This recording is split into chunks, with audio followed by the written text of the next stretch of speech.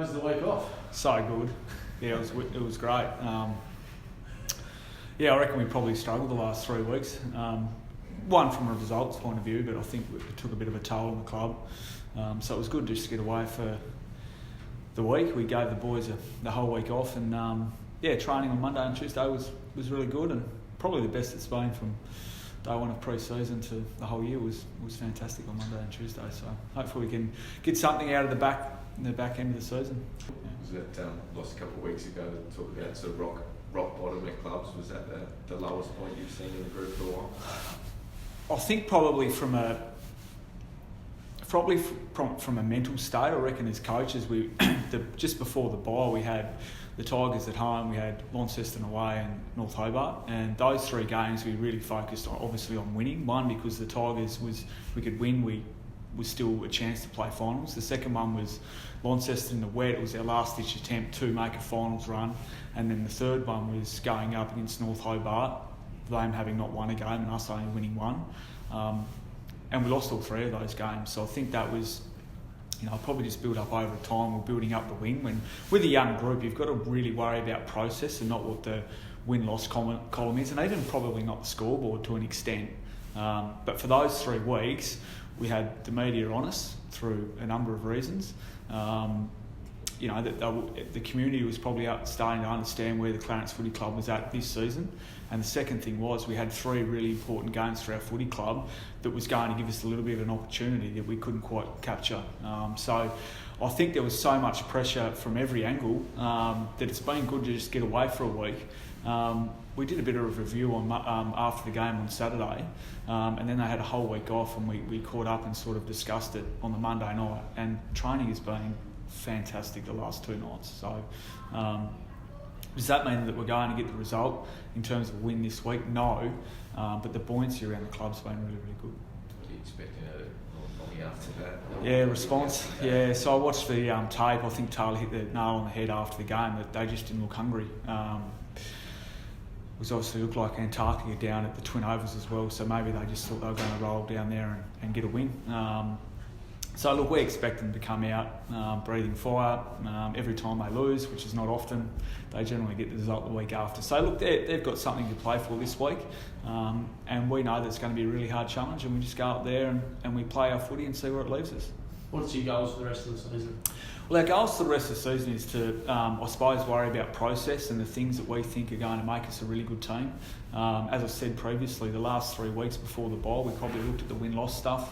We've gone away from that, so we'll worry about process and celebrating the little wins, because there has been some fantastic wins along the way, but we probably haven't looked at those enough. So, for example, Sam Green's game against North Hobart was his best game he's played for senior footy, and he got rewarded with Devils games, and hopefully he stays in there for the rest of the year. So that's a celebration. We now know that Sam Green can play senior footy, probably going to play 250 games for the footy club. So they're the little things we need to look at. What will the expectation be next year, do you think, if this is sort of a rebuilding sort of year? Well, I think it depends. One, who do we recruit? Who stays at the club? And how much do the growth of our young players, how much do they improve over the pre-season into next year? You've got to remember, 90 or 80% of our list have still played under 20 games. So we need to get 50 in them. So it doesn't just happen. We've seen it with North Hobart and the Tigers. It's taken North Hobart 2 or 3 years, and it's still not there. It's taken the Tigers 5 or 6 years. And 6 weeks ago, the media asked if Trent had a game plan. Now they just roll North Lonnie, and they got their finals berth. So it just takes a little bit of time. And being a big club like Clarence, people question that, and they're going to question it, and that's fine. But we're going to stick to what we're doing. Are you going to go on a recruiting drive to top up, I think it's quality, not quantity. Yep. So we obviously need some key positional players to help us out and stiffen us up a bit. We've got truckloads of inside mids coming through our junior ranks and are at our club at the moment. We've got some fantastic young tools in Ollie Preshaw and Noah Holmes, who we haven't seen yet, Jacob Smith, Sam Green. We've got enough tools there that are developing, but we need to put some people around them to help them develop quicker. So, key position? Well, I think so. Yep. Back or front? Hey? Defence or forward? Both. Yeah. We haven't got tall defenders or tall forwards, so we probably need both. Zach Burshton plays fullback and he's 6'2" or 3", and he's probably another 2 years away from reaching his full potential in that position. But if he was the second tall, he'd be a fantastic second tall. But at the moment, he's our number one tall in defence, and we've got a 31-year-old in Jason Barley that's playing forward at the moment, and he's not tall either. He's 6'1" as well, and 31 years old. So, and our other two are 17 and 16. So we need to probably bring in a guy that's mid-20s that can take the pressure off them and allow them to just play and develop their game. What's the process there? You've been keeping an eye on SFL and non-scholars, and something similar to what Tigers did with Nick Ball? Yeah, maybe not the SFL. We've gone back to the SFL a fair bit, and we've got guys into our club that last 1 or 2 years and then they go. So we've got a bit of an opportunity potentially with the VFL team coming in and getting some talent from the mainland to stick at our club for 4 or 5 years and hopefully, have a crack at the VFL process. Now, obviously, you need to find employment and things like that for them as well. So that's why it's quantity, or quality, not quantity, because you're not going to get 10 players from the mainland. It might be 1, 2, 3. I think that's the stage where the club's in. And then we still want to invest in the players that we've got out of the club because we believe that they're going to be good players. We just need to put a couple of pieces around them to help them along the way. Other than the word win, what are you hoping from this week's game? Well, I think as coaches, we all look for, effort and intent and aggression and things like that. And I think that has been there. It's just been the polish. So we're looking for little bits and pieces from our game plan to come out and grow on what happened at North Hobart in the weeks previous. So, and that could look defensively. That might be achieving a tackle count that we want. It might be pressing to most dangerous or being compliant at stoppage. It could be anything really. But we're just looking for bits and pieces of our game plan to improve each week. It's not all going to improve at once. Like our defence isn't suddenly going to click its fingers and be perfect. That's going to take time. But just we're looking for growth within our group. But first and foremost, we need effort, and we need aggression, and we need want. If we get those for 4 quarters, then we're looking for little growth and little steps in our group. How angry are you about that tribunal decision? As a footy club, we have to accept AFL Tas's decision and move on. That's not to say we're not bitterly disappointed with the outcome.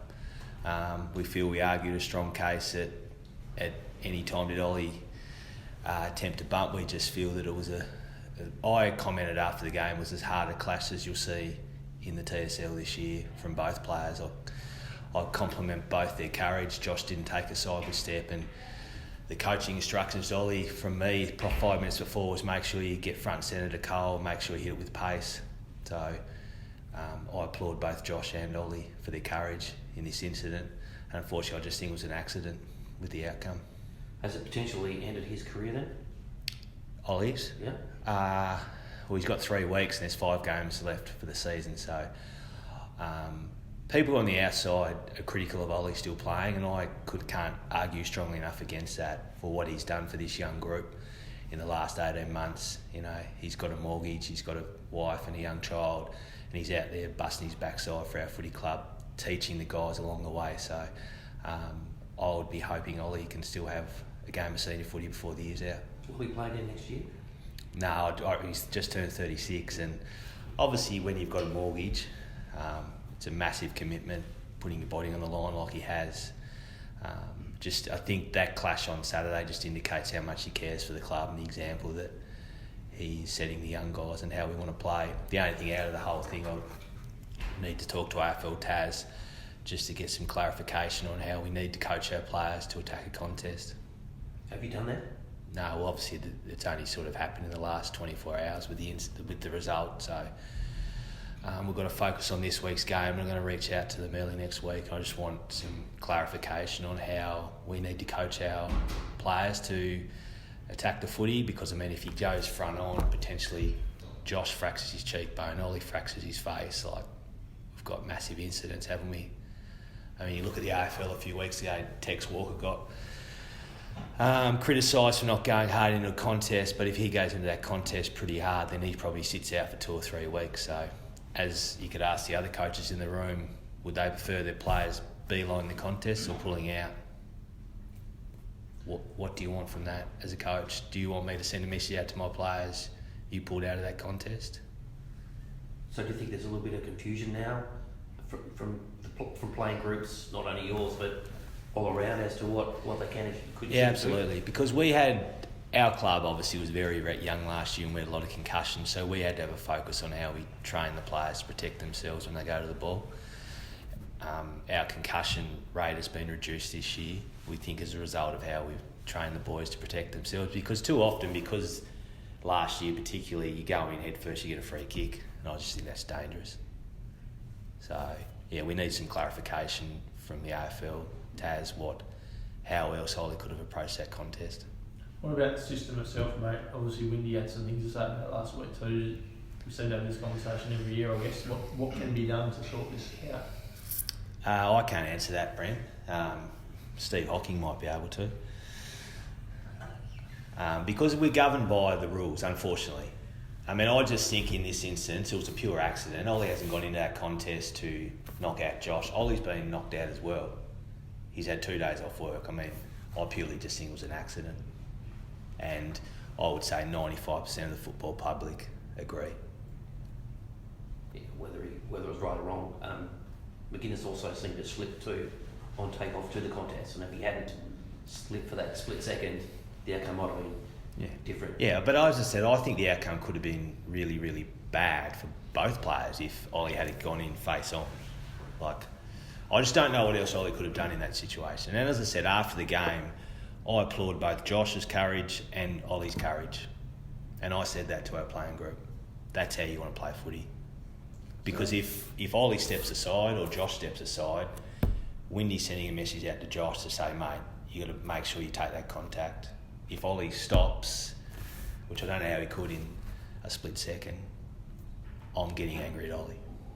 So what would the right result have been when you took the tribunals are just thrown out? I think so. But the decision's been made and we have to move on. And that's happening with Glenorchy. How are you approaching that game, mate? So obviously the buzz around the group at the moment. Yeah, well, obviously Glenorchy going to come out breathing fire. I mean, they've been a really good side this year. Their form hasn't been great the last 2 weeks, but obviously they've still got quality players: Mott, Daly, Grace, Gunther. Duffy in the ruck's exceptional. So we're under no illusions. We've still got a lot of work to do. So we have to make sure that right from the start of the game we're really switched on, and we've got to really bring our pressure to give ourselves a chance of winning the game. A couple more wins for the rest of the year would mean a lot to the club, wouldn't it? Yeah, it would, because as I said a month ago, we're just about developing the right behaviours, that the boys understand all the work that goes in to making sure you can be competitive from week to week. And as Jez touched on, the development doesn't happen overnight. We feel like the last month we have seen some signs that the guys have really bought in, because June, July is a tough time of the year to be training and playing, but we just, the last month has really been great. Everyone's really buying in, and you can see where our performances of a weekend, we're getting better, so there's improvement there. So we just need to ensure that the behaviours are still heading in the right direction, and you'll see some more improved performances before the rest of the year. Sorry. Craig spoke very highly of it the other day when I had a chat to him, and obviously got one more left in your contract. Are you committed to all that? And yeah, absolutely. And I'll be honest, it takes a lot of time. I've got a business, I've got a young family, so they're the ones that suffer. So I'm fully committed to the footy club for as long as they need me to be the senior coach. And at the moment, I feel I'm the right person still. I enjoy being there. I love seeing the development, like someone like Josh Cleaver, who's in AD18, to see the improvement in him. Bailey Walker. Even Ozzy Keeling started to play a few games of senior footy now. They've still got a lot of work to do, but you can just see the improvement, and you can just see another pre-season. They're going to get bigger and stronger, and they're going to improve. So, yeah, I mean, I'm looking forward to, obviously, this next 5 weeks, making sure we see some continued improvement, and then really launching into next year. What's your take on the incident, mate? Yeah, look, it is a tough one, and my personal opinion is it is one of those just unfortunate things that happen in football where both players probably got to the ball at the same time. One got there a microsecond before the other. You have a high impact injury, and That's footy in my eyes, but the AFL don't see it like that anymore, and they have an obligation to protect players' heads and bodies, and they take that very seriously, as you've seen with the NFL in America with concussion cases and things like that, and I believe there's one going on in the background with the AFL, VFL right now. So they take that very seriously, and unfortunately for Ollie, they look at it and say, well, you got there second, so that's your fault. Now, I don't agree with that, and I guess the approach that they say you have to take is at some point you've got to slow down, but when you think you're going to get there at the same time as the other player, you just keep going for the ball. And we see that in other areas of the game where a player will be going for a mark and he thinks he's going to get it, but right at the other second someone floats across in front of him and he realises he's not going to get it, so he stops and braces himself and makes the impact, and that results in the player receiving a head injury, so he gets suspended for it. And look, I don't agree with it, that's just part of the game, but the game's changed now, and how we, as Bear said, how we train our players to deal with that, you know, I think it's something you can't do. You have to teach them to keep going for the footy, and unfortunately there's going to be times where they get there that split second later than the other guy, and there's going to be consequences with that. But you don't want them to go away from what they were doing in the first place. Is Josh okay? He's not too bad. He'll see the doctor again today. He won't play this week. He was pretty groggy after the game. I'm surprised he actually jogged off. But he sees Dr. Franks today, and he won't play this week. No. So he was heavily concussed, obviously, and that's carried through. And yes, yeah, and obviously the same with Ollie as well. You know, and there was certainly no malice from Ollie to try and take Josh out. He was going for the footy, and he just realised right at that last second, if you break it down frame by frame, he realised he wasn't going to get there, so he stopped and turned, and they clashed heads. That's just unlucky. I was expecting a better Launceston than you met earlier in the year, considering their form at the moment. Absolutely, and look, Launceston's always the team that we worry about. They've got a very deep midfield. You know, Harper, Bristow, Blackberry's getting back to his full strength fitness as well. Fletcher Seymour's going through there. They've, you know, Pelfreyman slid out to a wing now, so that's just shows the depth they've got. You throw Dylan Riley back in the team to give Mitch a bit of assistance up forward, and they're a very dangerous side. And you don't like them, do you? There's a bit of bad blood there with Launceston over the last couple of years, and we certainly take that into every game when we come up against them. But at this point in time, we think they're the best side that we've played against. How important is it to win this week? For what we're trying to achieve, every week's important now, and getting another one on Launceston before the finals would be really important. You know, it's probably been a tough road for us the last 2 years going to the grand final. You know, last year we came from fifth. We want to give ourselves the best chance of finishing at the top of the table. So, you know, we want to win every game to ensure that, you know, the Tigers beating North Launceston on the weekend certainly did us a favour, but we don't want to now look at that and say, oh, we can afford to drop a game here or there. You know, that's not what we want to do. We want to keep that winning mentality going forward into the finals. How's the succession plan going, mate, with Windy? Well, it's what it is. You know, I hope he goes around again next year, to be honest. You know, I enjoy working with Windy, and we've got a really good coaching group down there with Simon and Tony Pollard. So I'd actually hate to see the group dismantled just for the sake of having a change of coach. So Windy's got my full support to go around again, and I enjoy doing the role that I do. If you won the flag though, do you think that would be it for it? Do you reckon that'd be a nice way to go out? I get asked that a lot. I don't know, maybe the win might keep him wanting to go again, whereas a loss might say look at it and go, well, I've tried now 3 in a row and maybe it is time for a change, whereas a win might go, no, I'm still enjoying this, I've still got the appetite to keep going. So I don't know, we'll cross that bridge when we get to it at the end of the year, and hopefully it is a win and we can look forward to next year. But like I said, I hope he goes again. You know, the boys love him, and I love working with him, and the club's in a really good spot at the moment.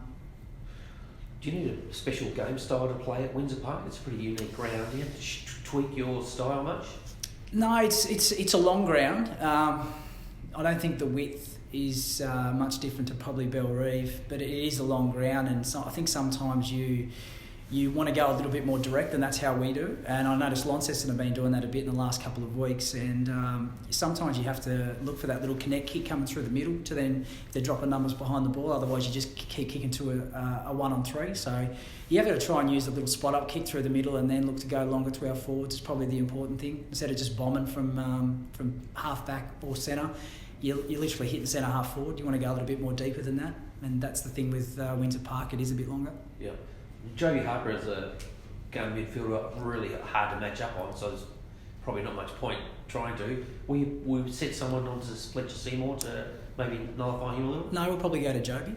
Yeah? Yep. No, he was the one that did the damage against us in round 2 when I was coaching. He was getting a lot of the footy from clearances, and if you watch him on the weekend, he certainly was the one. Him and Bristow were doing the damage against Glenorchy, so you can't let him have that influence on the game, so we'll probably try and nullify that around the stoppages. Which one of your players has got the body to take to go with him? It's not necessarily having the physical strength to be able to go with him. Sometimes it's a lot of positioning as well. You know, it's not just you've got to put someone that's 6'1", 6'2" on him that's the same size. You've got to have someone that's smart as well and also can hurt him around the ground. Joby's strength is around the stoppages, and he'll probably be the first to tell you he's not one of the quickest guys going around, getting around the ground. So if you can try and nullify him there, then you could probably hurt him coming back the other way. So, guys like Bryce, Nat Franklin, they play those roles really well, and we've used them so far this year in nullifying roles, and they've won a lot of footy themselves as well. Changes? Obviously, Josh will be out this week.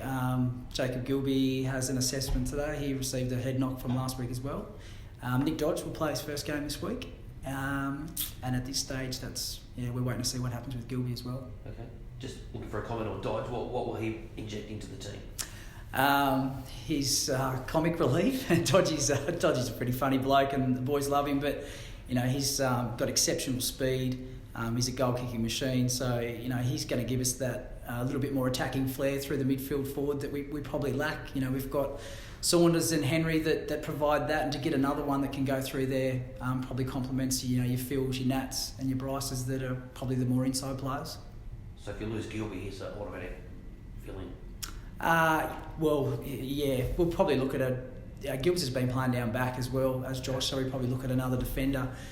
Jeremiah Perkins is still out for another week through suspension, so he would have been one that would fill that spot.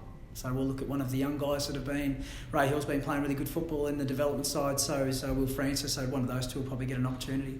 So looking for a big response this week. Yeah, we are. Obviously the last 2 weeks have been disappointing.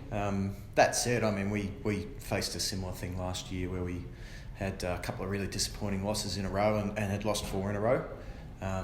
And the guys were good at that point in that they really confronted what was going on and responded well. And we've had a similar process the last couple of weeks, just identifying some things. And it's what's important is what you do next. We could let a couple of bad performances drag our whole season down, or we can, write what needs to be made right and move on and get on with what's important. There was the 2 goals in it at half time, and you said you've identified a few things. What went so badly wrong in that second half? Oh, that's a great question, isn't it? It was a strange second half. And I've been involved with things like that. Like we had one when I was at Box Hill down at Geelong where the game just, we got destroyed in the second half, after a really even first half. And you look at it afterwards, it's like, well, what happened? And you watch the vision and you identify the stuff, but that's the what, but the why, sometimes it's hard to put your finger on. At the same time, the guys have seen it now. They're ready to make amends for it. And a lot of it in footy just comes down to being really switched on, doing your work early, having a real appetite to defend and make life miserable for the opponent. And we obviously didn't have that at the level we needed last week in the second half. You get a cheer back, Liam Smith will come back this week, who's been good. Obviously he got that 3-week suspension, but they found a hot spot in his foot, so that sort of postponed him coming back, but he played last week, so he's a big in for us this week. You mentioned them making amends. Have you had to say much after the last couple of weeks, or has there been a real resolve among the players themselves where you've sensed you haven't really need to put the fear of God in them? It's a little bit of both. They're as keen as I am to, fix it. There's a lot of pride in the group. And they're the same. And I remember it as a player, you have games like that and you're just like, how did that happen? And you watch yourself on vision and was that really me? And that's, you get the opportunity to come out the next game and fix it. But I mean, there is some stuff. You know, they responded earlier in the year where we had a pretty disappointing game up at North Launceston and we showed them some stuff and they responded, and I'm pretty confident they'll do the same this week. And we're Bears Bob, who's playing some pretty good footy at the moment. Yeah, look, they're just... I mean, I think all the coaches have been saying it for a little while that, you know, every team in this comp is really competitive and you've got to turn up. And I think as the season's gone on, that's started to bear fruit. You know, you've been able to see it in the tight games on the scoreboard. I think North Hobart this year, whenever they've had the majority of their senior guys in, they've been really competitive. They've had some down games with a few of those guys out. Their team at the moment looks pretty good. They play a combative style, so you don't get a lot that's easy against them. But that's perfect for us. I mean, we need a game where we can show we can give 4 quarters of really hard footy to get ourselves back on track. How long is Jay going to be out for? Well, the good news with Jay is there isn't an injury, so that's positive. It was just real tightness, and he caught it before there was any injury. He's been working with an osteopath this week just to identify what's causing that tightness. So, you know, what his story is, we'll probably know more tomorrow in terms of him, but the good news is he's not injured. So, it'll just be some stuff we'll probably manage with his body for the rest of the season. But, that's a real pleasing thing, I suppose. So you'll name him this week? Yeah, we'll name him. I couldn't tell you whether he'll play or not. We won't really know that till tomorrow. And Duggan's done his thumb? Yeah, so unfortunately Trad's out for the season. Which, you know, his story, missed 3 years of footy, worked really hard this year to come back and was sort of starting to get into the swing of it. And, he sort of detached some ligaments from his thumb and he's having surgery next week. I sort of said to him, like, trying to be glass half full, like he played a lot more footy this year than he had for 3 years and started to show some of his, you know, best form. Hopefully next year he'll be able to, you know, the good thing about next year is he'll be able to do a full pre-season, whereas almost the entire pre-season this year he was in the gym doing rehab. So that'll give him the chance to really hit the season at full fitness and hopefully, you know, get the run that he deserves. Yeah. So Smith in, anybody else coming back? Look, Adam Roberts has a chance to come back. He'd been out with a back injury and he got through last week. So, we've missed Smithy's physicality and we've missed Robbo's run. So he's a decent chance to come back in as well.